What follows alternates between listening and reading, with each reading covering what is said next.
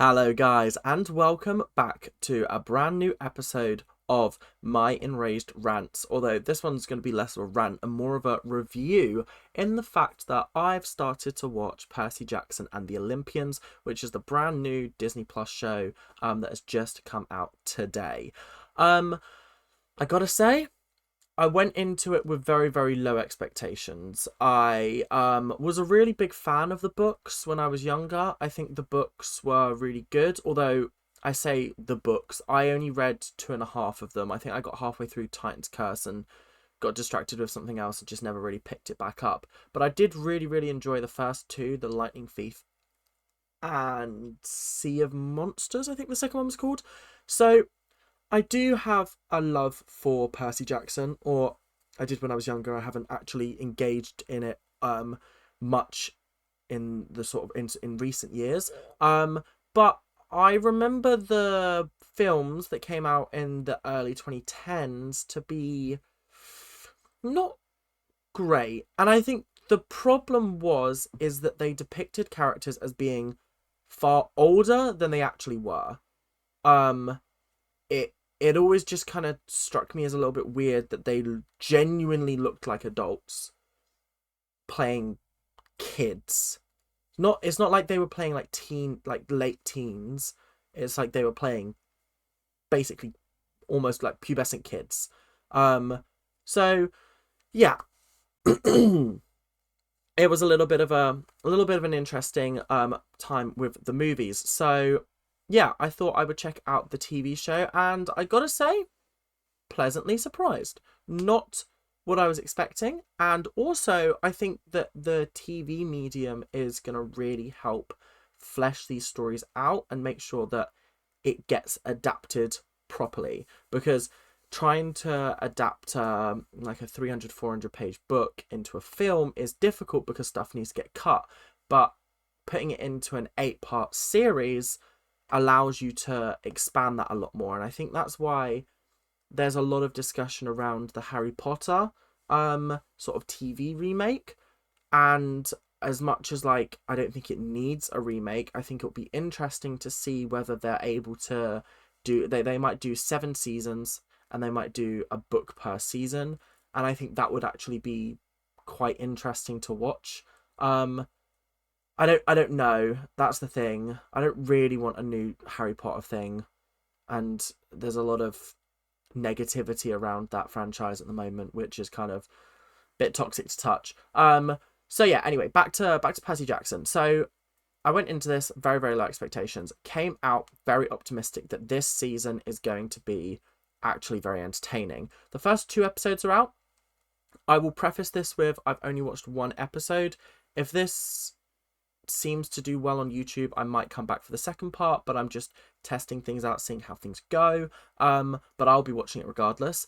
So yeah, let's just sort of jump straight into the episode and talk about what happened. So we're introduced to Percy Jackson, and he's a kid that is essentially different from all the other kids, and he feels like there's something going on. He sees things that aren't necessarily there. And there's just there's talk of like being a half-blood, although I'm pretty sure that that's sort of Percy looking back and narrating rather than what he actually already knew. But anyway, so the idea of the series is that he is half god. He's a demigod. That's the word I'm looking for. Or half-blood.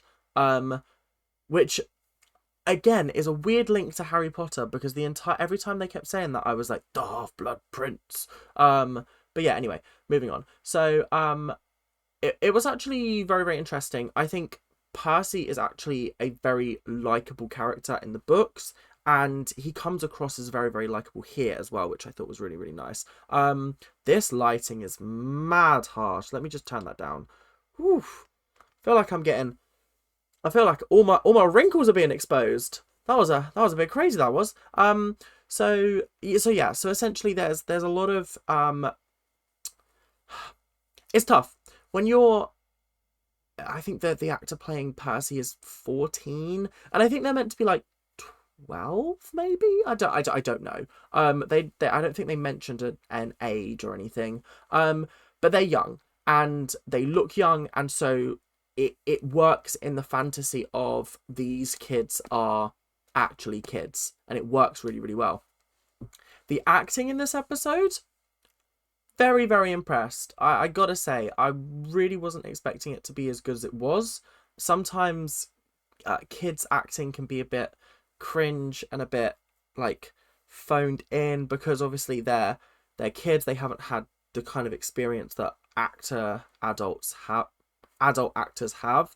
But these guys knocked it out of the park straight away. It was really impressive. I actually found myself really like connecting with Percy and sort of being like, that's not fair when stuff was happening to him, that like I don't feel like I felt when I watched the movie necessarily. So this first episode essentially is just one snowball event that leads to him arriving at Camp Half-Blood, and there's a lot of really, really cool things that happen. One of the cool things that happens is they go on a field trip somewhere. I want to say New York, but like it could have been any city. I actually don't know.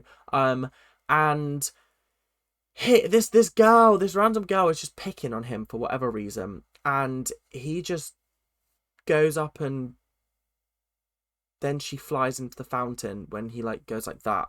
He goes like that, and she flies into the fountain. And that's the first time that we've seen his sort of, what's the word I'm looking for?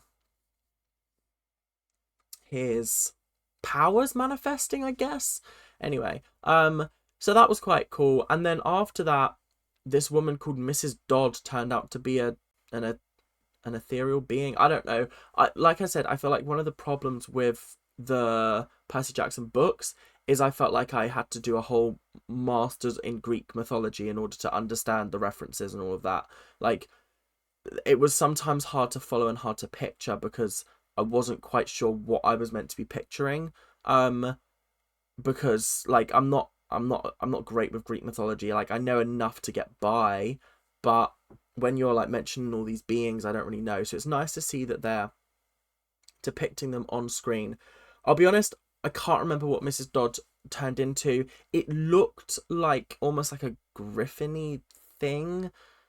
I don't know. She had wings. She turned a little bit scaly, and it was just really creepy and ugh. But yeah, I thought the CGI in this episode, actually, like, one of the things that I was worried about with this series is that the CGI would look a bit naff, because you're trying to bring mythological beings into real life, and that can be very tricky to do whilst acting with real people.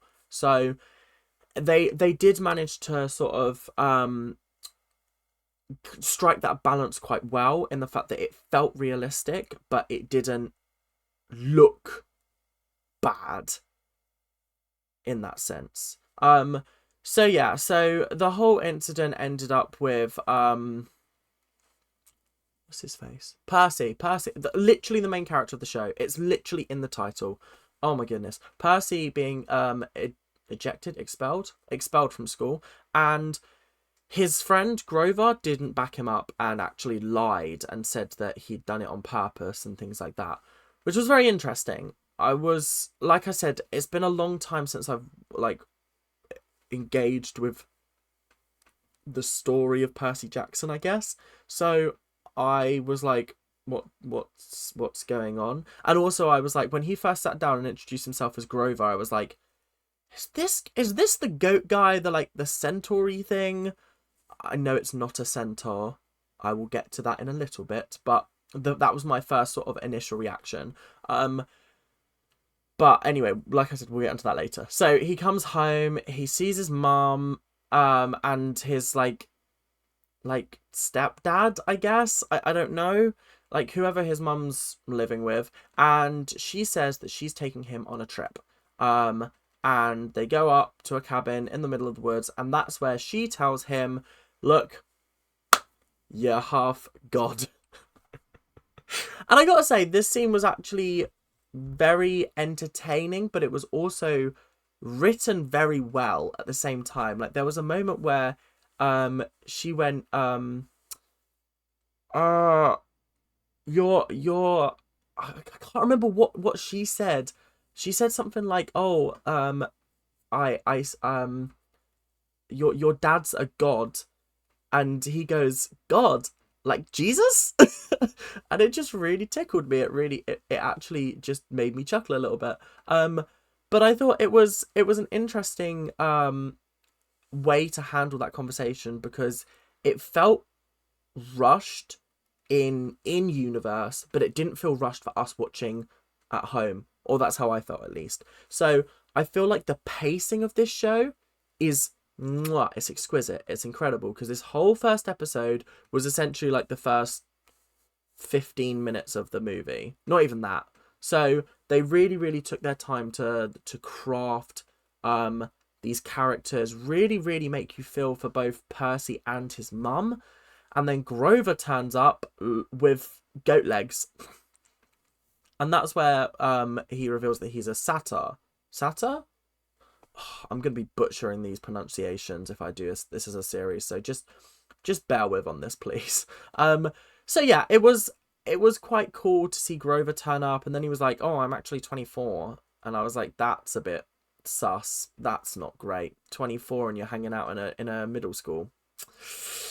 Yeah, that's a nonce patrol right there. But anyway, they get in the car and they start driving towards Camp Half-Blood. I thought they were in Camp Half-Blood when she was like, "Oh, I used to come here with the cabins, and this is where I met your dad. Your dad's a god." Do you mean Jesus? Still my favorite part of the episode. And this is where the Minotaur battle happened. Now, I don't remember the Minotaur battle happening in a car on the road. I thought it happened in the museum, but I could be wrong. You are wrong.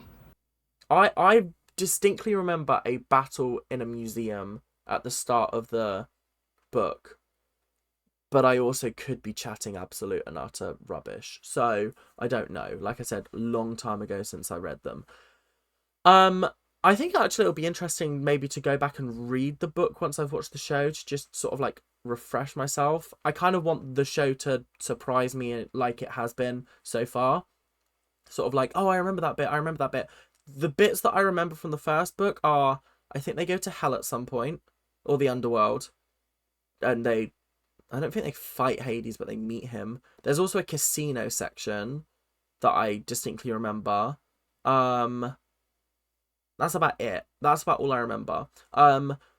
So yeah, like I said, looks to be a very entertaining story. And then the Minotaur battle happens, like I said, on the road, and they get run off the road, and then they have to fight the Minotaur. Percy's mum actually sacrifices herself, and this was something that really confused me because the Minotaur just makes her kind of vanish and disappear, but like, is she dead? Because if she's dead, that sucks, because I really liked what they were doing with Percy's mum. And I think one of the bits about the book that I wasn't 100% on was the fact that he kind of just leaves, and like he goes back to visit his mum like once as far as I remember, but like he just leaves, and that was just a bit sad. So I was glad that the mum was coming along, and then she got taken out by the Minotaur, and it was just a bit sad.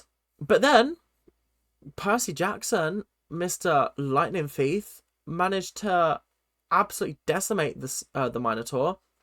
He had like a sword or like a dagger, I guess, I don't know, and he got like a shot on that, and then he climbed on top of the back of the Minotaur and ripped off one of its horns and stabbed it in the brain. Honestly, it was very cool, and it was actually a better fight than I anticipated, but I think the lighting saved that scene. If it had been a little bit brighter, I think the Minotaur would have looked ridiculous, because I could see it sometimes that it looked really cool, but that was because we were seeing like glimmers of it in the darkness, and so it wasn't necessarily like, oh, CGI Minotaur. It was like, oh, this has been deliberately done to make it sort of dark and mysterious and a bit scary. I think it's a very interesting ploy. It's stuff that like Doctor Who has used at times, when if it was fully lit, the creature may not look as scary as it is when it's in darkness. So yeah, on the whole, very solid episode, very strong episode, I thought. And that was pretty much it. He woke up in Camp Half-Blood, and it seems like the next episode is going to take place in Camp Half-Blood. Now, I am remembering something else, and I'm really excited to see how they adapt. Is it Dionysus? The god of... Is he? I think he's the god of wine, and he's like I just remember him being really sarky and silly in the... Not silly, but like sarky, and he was like almost like the head of the camp, but he'd been sort of banished to the camp because he'd done something to upset Zeus or something. I can't remember exactly. But I just remember him being really sarky, and I wonder whether he'll make the cut. It seems like oh god, I'm gonna butcher his name. Rick Riordan, I think, is the author of Percy Jackson. And it seems like he's very, very heavily involved in the creation of this series, which is why it probably feels so strong out of the gate. So I'm hoping that they just keep up the momentum and just keep going. I could happily watch them adapt every single book into a series, which would mean it'd probably be about 5 or 6 series long. But like, I'm down for that. It's entertaining me currently. It hasn't angered me on the first episode like some shows have, especially adaptations have. So yeah, I think I'm going to leave my review there. I would give it a solid 9 out of 10 for the first episode. 90%, I would say. I think there was some sort of... I really hate the whole sort of like, we're going to show you a flashback of weird things that have happened whilst I narrate. Da-da-da. And here's me now. And it all changed one day. It just feels like a trope that's used too often, so like that's why I can't really rate it much higher. But there were some really, really nice moments, especially with Mrs. Dodd, the Minotaur, that lovely conversation with Percy and his mum. Some shocking moments. Percy's mum's just gone. Wasn't expecting that. I'm fairly certain she's still alive in the books. I don't think she does die. So yeah, lots of good stuff, and I'm kind of excited to watch the second episode as well. So thank you guys very, very much for watching, and I will see you guys tomorrow for another video. Maybe. We'll see how it is. It's winding up to Christmas time now, so it's like, it's getting harder to find time because my days are so packed full and busy. But hopefully I will find some time, work something out. Let me know whether you like this episode. Like, comment, subscribe, do all that YouTube stuff, and I will see you guys later. Keep on ranting. Bye now.